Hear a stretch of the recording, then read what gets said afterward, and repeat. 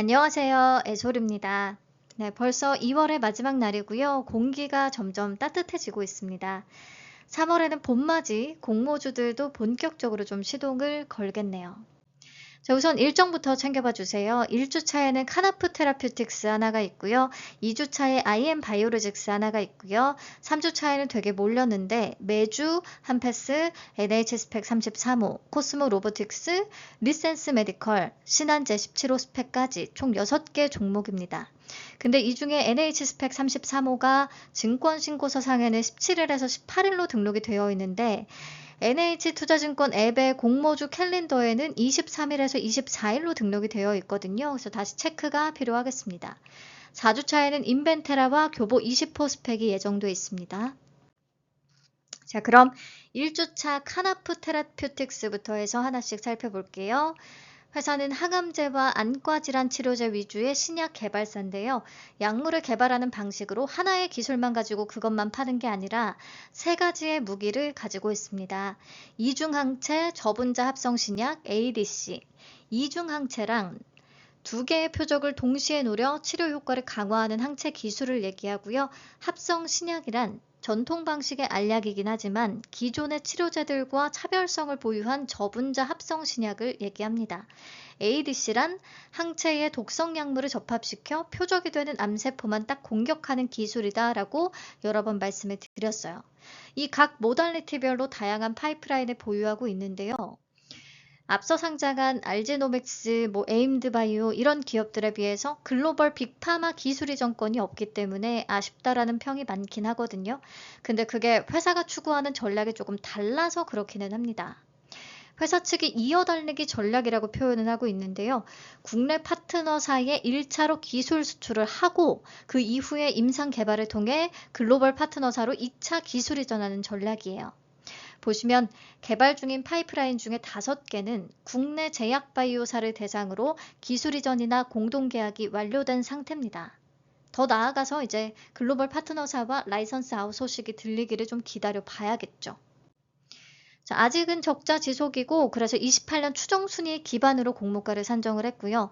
유통물량 측면에서 봤을 때 유통물량이 40.69%로 좀 많은 편인데다가 기존 주주의 비중도 62.69%로 높고 상단 기준 유통 가능 금액이 1,055억 원이나 되기 때문에 가볍지도 않습니다. 그래서 유통물량 상의 장점은 딱히 보이진 않아요. 자, 근데 이런 바이오 쪽은 지금 절대적으로 가볍다, 무겁다 이런 게 중요한 게 아니라 같은 모달리티를 가지고 있는 비교 대상 기업들 대비해서 시가총액이 매력적인 수준인지를 파악하는 게 중요하다고 생각합니다.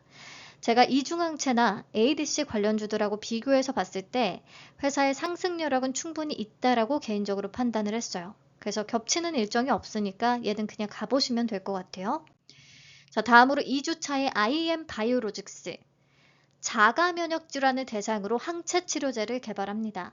자가면역 질환은 면역세포가 과하게 흥분을 해서 자기 몸을 막 공격하며 생기는 질환을 얘기하고요.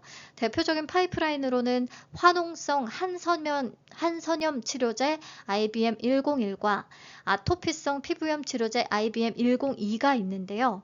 꽤 큰 규모의 기술 이전 실적을 가지고 있더라고요. 2024년 미국 내비게이터 메디신 그리고 중국 화동제약과 101, 102에 대한 기술 이전 계약을 잇따라 체결했습니다. 다만 중국 화동제약에 넘겼던 아시아 지역의 권리는 양사 합의하에 계약을 해지했고 해당 권리까지도 다 내비게이터 메디신으로 이전이 된 상태예요. 총 1.8조 원 규모의 계약이라고 합니다. 그리고 직접적인 경쟁사로는 빅파마인 사노피를 특정할 수가 있는데요. 화농성 한섬염 치료제에 대해서 동일한 작용 기전으로 약물을 개발하고 있거든요. 개발 속도는 사노피가 임상 이상을 이미 진행하고 있기 때문에 더 앞서기는 하지만 사노피는 낙타항체 유래의 이중 나노바디 기반이고 IMB101은 일반 항체 기반이라 회사가 더 우월한 면역 원성 및 안정성을 보였다라고 회사 측은 얘기하고 있어요. 그리고 IMB101은 정맥주사 4주의 1회 투여, 사노피는 2주의 1회 투여로 투약 편의성도 회사가 더 높다라는 설명입니다. 자, 여기도 마찬가지 28년 추정 순위 기반의 공모가고요. 제약바이오 쪽은 공모가 산정 과정 자체는 크게 의미는 없다고 생각을 해요. 그래서 항체 치료제 관련주들과 기술 이전 계약 규모까지 좀 고려를 해서 봤을 때 IM바이오로직스도 괜찮은 가격이라고 생각을 했습니다. 개인적인 판단이긴 합니다. 그리고 유통 가능 물량이 23.82%대로 적은 편이고 기존 주주의 비중도 43.23%로 많지가 않아요. 그리고 상당 기준 유통 가능 금액 916억 원 정도, 시가총액은 3,845억 원 규모. 그래서 얘도 겹치는 거 없으니까 고민 없이 해볼 만한 종목이라고 보고 있습니다. 자, 이제 복잡한 3주차 종목들로 넘어와 볼게요. 먼저 매주 이동형 원격 환자 모니터링 솔루션을 제공하는 회사입니다.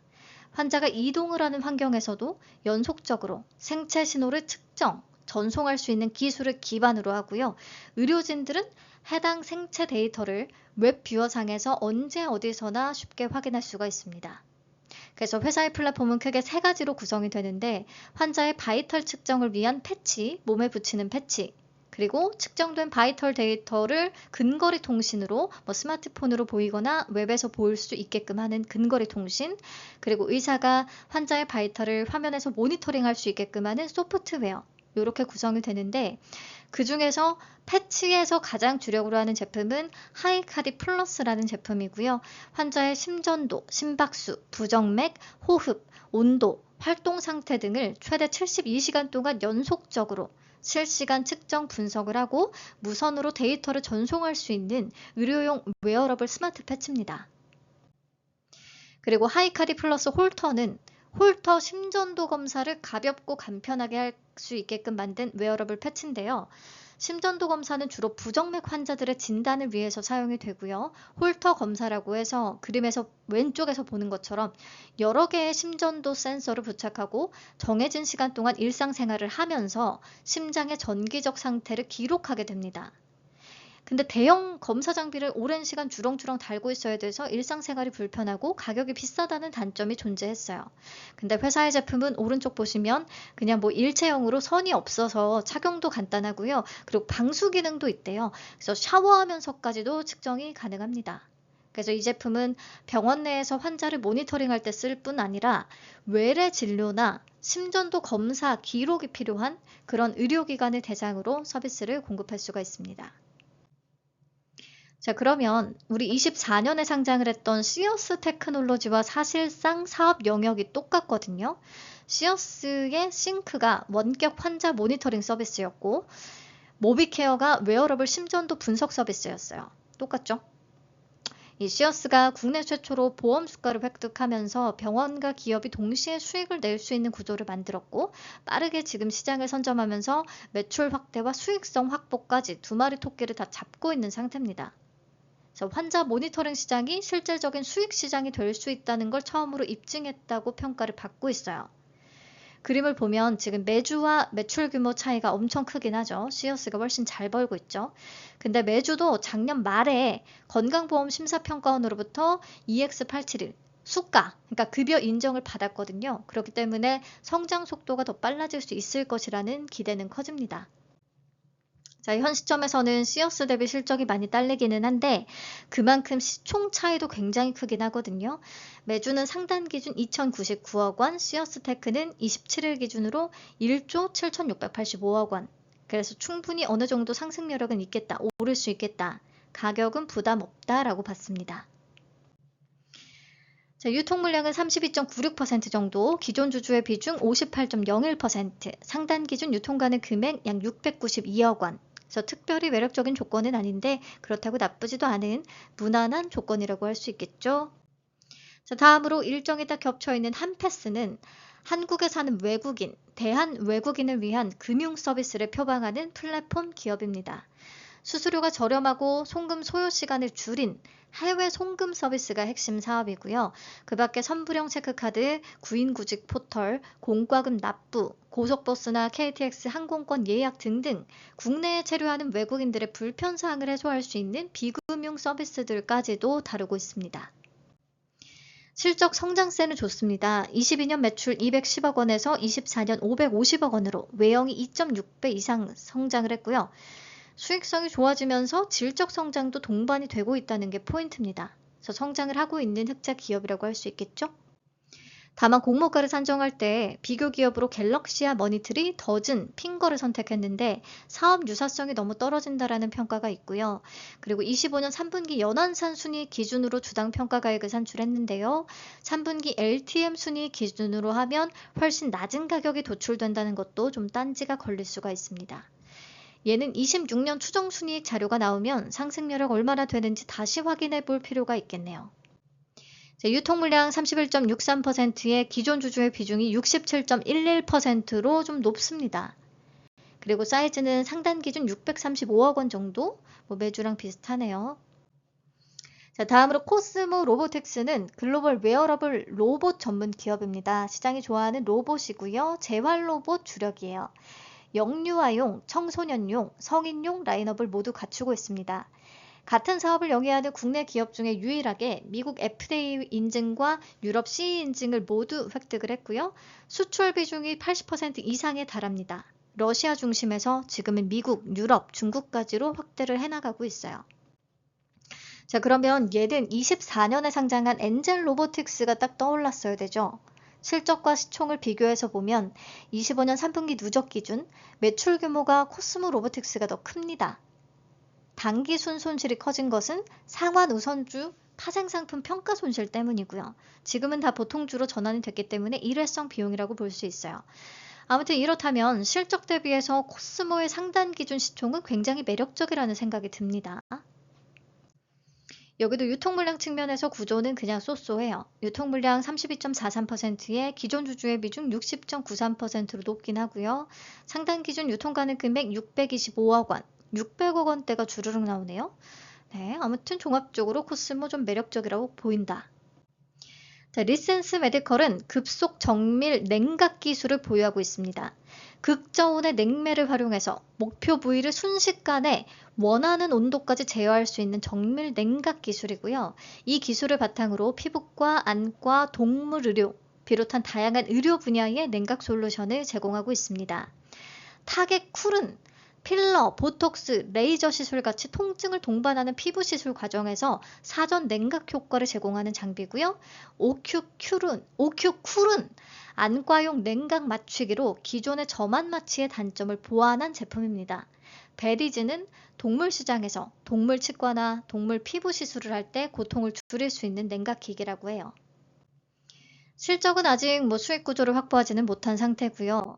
공모가를 산정할 때 비교 기업으로 원텍, 아스테라시스, 클래시스 이런 피부 미용 의료기기 업체들만을 선정을 해서 업종 괴리에 대한 투자자들의 평가가 좀 갈릴 수가 있겠습니다.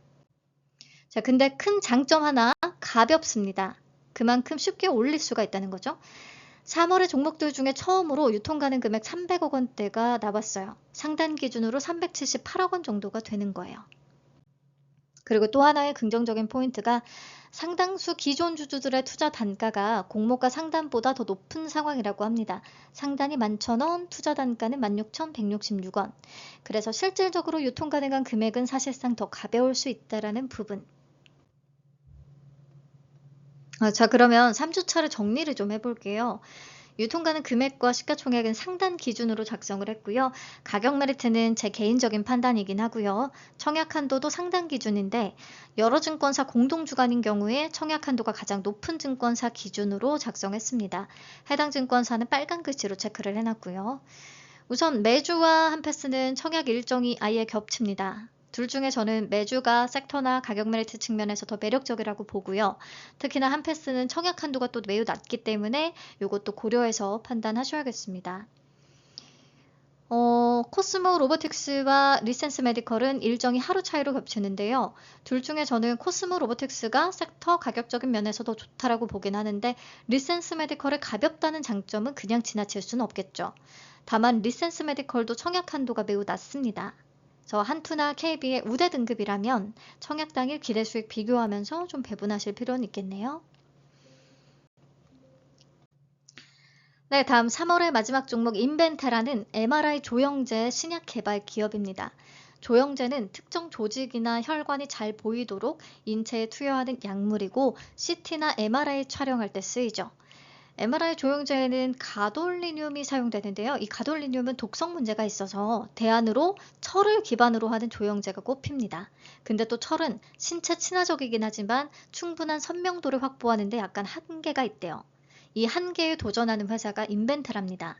다당류 기반의 나노 약물 전달 플랫폼 인비니티를 구축했는데 철을 다당류, 고분자의 탄수화물이라는 보호막으로 감싸서 인체 안에서 더 안전하게 작동할 수 있는 기술입니다.